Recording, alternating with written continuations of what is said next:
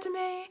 So, I don't know if you know, but on the 8th of May, it is VE Day, and it has been 75 years since VE Day happened, and that was when the Second World War ended.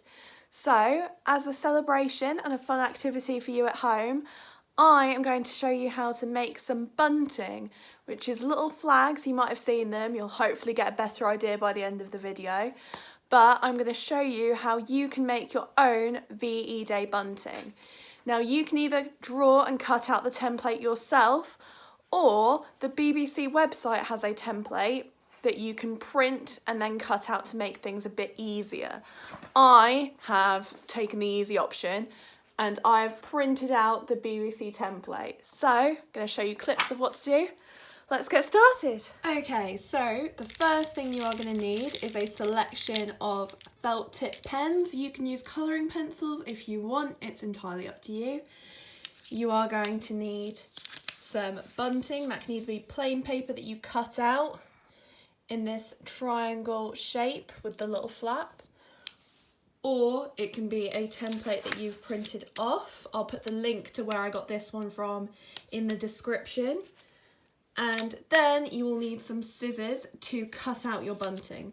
Now for me, what I'm going to do is colour in my triangle just inside this triangle piece here, and then I will cut out the triangle shape when I've coloured it in. But I will show you that as we get started. When you finish, you're also going to need some string so you can put all your little bits of bunting along a bit of string together. So let's go. First one.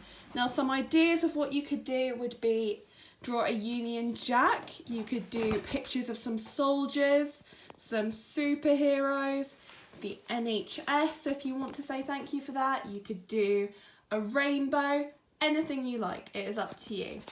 Let's see what I do for my first one. Okay, so my first step has been to go inside the triangle because I'll cut the rest of this bit out, and I have sketched out my design in pencil. I did it really lightly at first, and now I've gone and darkened my main lines. Can you tell what it's going to be yet? Hopefully, fingers crossed. So hopefully you should be able to definitely tell, if you couldn't before, that that is a World War II plane. So I've coloured it in.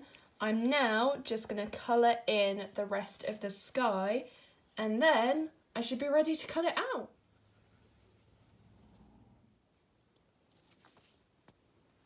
Perfect. So once you have your bit of bunting coloured in and cut out, you then need to take this flap along the top and fold it over. Fold it down along that line.